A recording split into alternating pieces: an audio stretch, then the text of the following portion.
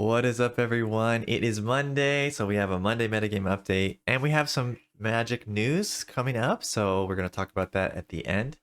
Let's get into it.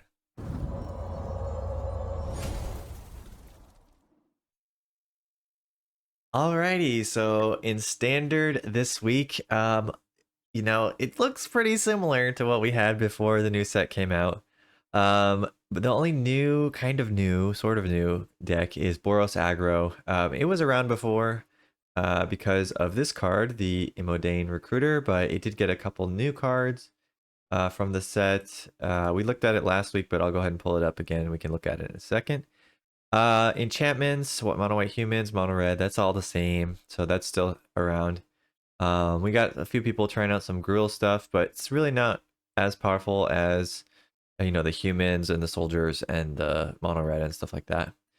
Not on here. There is an Azorius aggro deck that people have been doing very well with on the ladder.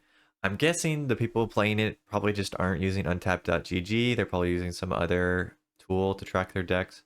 So that's why you don't see it on here. But yeah, there is an Azorius aggro with the Schooner card, the new Schooner card that has been seen a lot of play. So that's basically the only other new stuff. So honestly, I haven't really seen any decks besides aggro succeeding in the best of one format this meta. So before we had like ramp on the one end and aggro on the other end. I pretty much only see aggro succeed now. So it's a little bit disappointing for me. I've been trying to play around with artifacts and things like that. I could get artifact aggro to work out okay, but I could never get anything besides aggro to really work for me. So I'm still playing around with it. We'll see. But for now, standard is pretty much just aggro, what it seems. All right. So let's look real quick at the Boros list. So we got Sanguine Evangelist in some of the decks. We finally saw this card, Gleeful Demolition. This was one of my top picks from this set. Finally, it's seen play in this Boros Agros list because Convoke with the Knight Errant of Eos. We also have Warden of the Inner Sky, which is a pretty good one drop that gets bigger and bigger and gets flying. That also works well with the Gleeful Demolition. So yeah, those are kind of the new include cards. Some people were playing Inti, and some people were playing another card from the set, but it looks like they all kind of gave up on the other new cards. So mostly Sanguine Evangelist and the Warden of the Inner Sky in the new deck. All right, so that's the Boros aggro list. If let's go to best of 3, we see that honestly, Boros is still good in best of 3, and we still also see the domain ramp with Atraxa in best of 3, Esper control, though Esper midrange. Esper midrange also a lot of times adding in the new Schooner card because it's quite good, and also this Deep Cavern Bat, which is a flyer evasive lifelinker that removes some card from the opponent. So against mono red, for example, you could remove their removal spell and start swinging in with lifelink that gets bigger with Rafine. So just a way for Esper midrange to do even better against the aggro decks. They still struggle in best of 1, but in best of 3, definitely that is quite potent. And then, yeah, as I mentioned, Subterranean Schooner in a lot of these lists also. So, yeah, the Azorius aggro list I played was pretty similar to this, but maybe Esper's just better because you get Rafine and you get a few removal spells as well. I don't know. Yeah, but that's best of 3. And besides that, pretty much it's just aggro, as I mentioned. Boros, mono red, Azorius soldiers. Yeah, so Esper midrange and bunch of aggro. And then if we go to historic, Dimir Ninjas is the current top deck. It was doing really well before this set, so it's still doing well. I don't really think there's a lot of changes going on in historic at the moment. The Geist combo is also one that's very, very good. So interesting to see that Dimir Ninjas is actually doing a little bit better. So maybe this is kind of a sleeper deck since not a lot of people are playing it. And then of course Wizards is very popular and it does okay. It's definitely not the best deck, but it's a reliable deck. All right, and then going to Alchemy, we see some weird stuff. Demir Fairies, Abzan Pigs, and Mardu mid-range. Um, and Mono Red is coming back again. I don't know why Fairies suddenly picked up. They were not really being played before, and then now suddenly they're being played in Alchemy. I don't think they got any new cards either, so somebody probably just played the list, was doing well, and people picked up on it and tried it out also. So yeah, interesting. Don't know why, but Demir Fairies seems to work in Alchemy somewhat. All right, and then for tournaments, we really only have the standard challenge top 8, and unfortunately, we see Esper mid-range in first place, we see the Mono Red in second, we see Mono Red in third, and then we see Azorius Soldiers in fourth place. So not a lot of new stuff going on here. Basically, Esper is the only one with new cards in it for the most part. Um, this deck has been around forever. Esper good stuff still doing its thing. So yeah, that's pretty much it for the tournaments. And we have a few brews from this week. Not as many as before. I think people are getting a little tired of failing, honestly speaking. So we do have this Demir tempo list that Will Erker is playing. He said that he went 60%, got it to diamond. He said it's not the greatest, but it's good enough to get you there. And it's definitely off meta currently. So yeah, it's kind of interesting. I have tried decks like this. I don't have a ton of success though. With the new Stalactite Stalker, maybe that's good enough to kind of help tempo you a little bit enough to like block and remove some opponent's creature or something like that. Not sure, but it is interesting. It looks like something I would probably try out at some point. And then MTG Joe was playing this deck. Kind of similar, Demir tempo-ish with Lord Skitter, with the Schooner, with the new Malcolm card, and Deep Cavern Bat, also another good one from the new set. And then one Alazotz. Oh man, these names are so hard in this new set. But yeah, one Alazotz. I think it's just kind of a fun include card. It's very good if it survives. If it doesn't survive, not that great. But I guess you can also use your um, Invasion of Amonkhet to kind of turn into that, which is pretty cool. Or your Kaito can maybe search for it from the deck if you could alter your Kaito. So it's cool to have one of it is as a kind of payoff for a couple of your other cards. And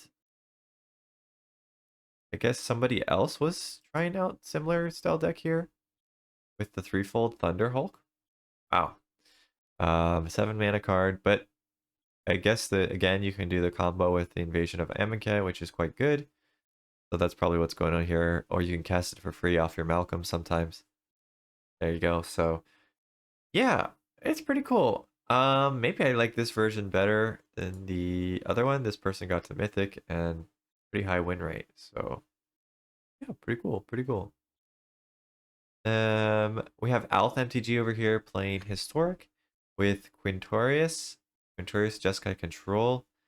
Um, this is like a crazy deck. I don't really know what the heck is going on. You play stuff from exile and you get Quint's ability to like ping the opponent, which is really quite nice. And then you also got the whole discover stuff going on, which is just kind of broken right now, all the discover combos. Um, and I guess with Leyline Binding, you can run Karuga and not like break the condition of mana value 3 or greater. I don't know what else is going on. I guess the other adventure cards kind of do the same thing.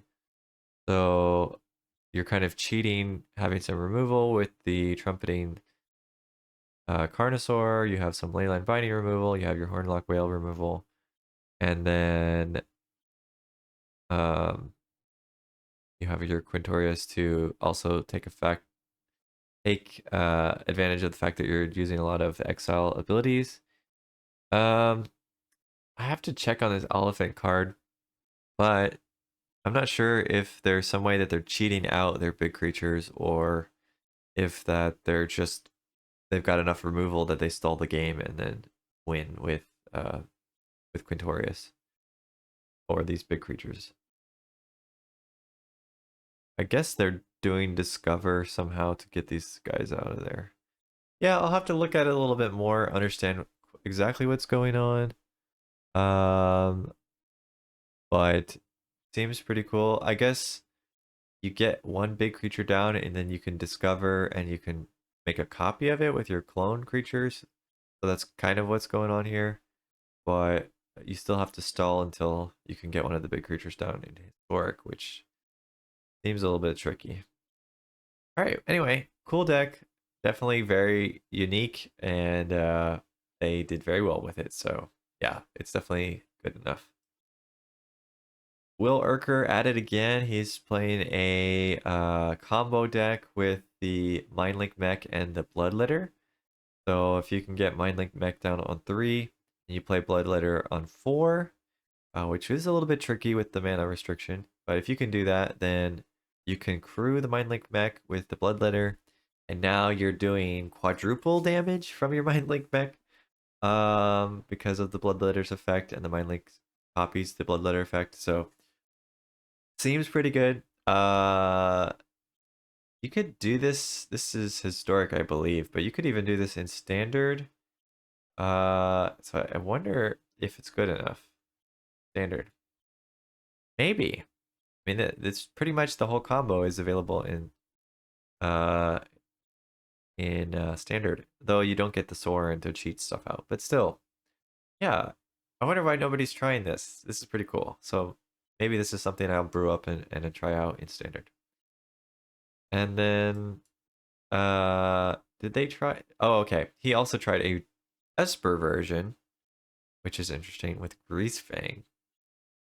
I think that maybe this is a little bit too janky with all these artifact vehicles. Not sure. Oh, I think I'm gonna try just a pure version of this one with the Mindlink Mech and the Bloodletter, and do some sort of like blue black aggro style thing with that as your finisher. It's still interesting. That's a cool combo that I haven't experimented with. Going to historic, we have this historic Yawgmoth deck. This was a deck that was good before, but we lost the Bowmaster in it, which made it a little bit weaker.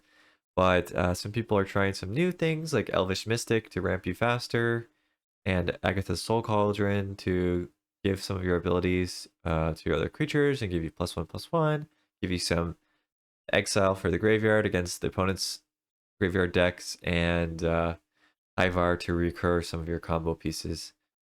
So they've got very high on the mythic ladder, and so it seems good. So it seems like Yawgmoth's still very good. Oh, cool. If you like historic Yawgmoth, here's a newer version of the deck. All right, that's it for the brews. I wanted to quickly talk about some Magic news. If you don't know, there is a ban announcement coming up, probably after you see this video, or maybe right around the same time you see this video. But yeah, they're gonna ban something in possibly standard and older formats. We don't know the full details yet, but they said they're definitely banning something. So we're gonna have to see what it is. Some people think Fury, some people think Bowmasters. I think there's a possibility that the Schooner gets banned, because they mentioned that they're only going to do these bannings if there's something in the set that is causing problems. So um, the fact that the Subterranean Schooner is in like every single blue deck and is kind of warping a lot of the decks, uh, there's a possibility that it's getting banned because it's from the new set. It's causing a lot of problems, and I think that's the only thing they're going to ban. So personally, that's my opinion. Schooner and maybe nothing else unless they do something in like Legacy with the scam Rakdos scam deck. Maybe those are the my two bets on that one. All right, and then finally, there's a new Alchemy set coming out on MTG Arena. It looks interesting. It looks more balanced than normal Alchemy, so could be good. Uh, Definitely standard is not as shaken up as I'd hoped with the new cards. A few new things, but nothing too crazy. So maybe alchemy will be another place you can have a little bit of fun while you're waiting for the next set, I guess. Or maybe we're just waiting for rotation in another 9 months or so. Oof. But yeah, let's find out. So that's it for today. Go out there, have some fun. Till next time. See ya.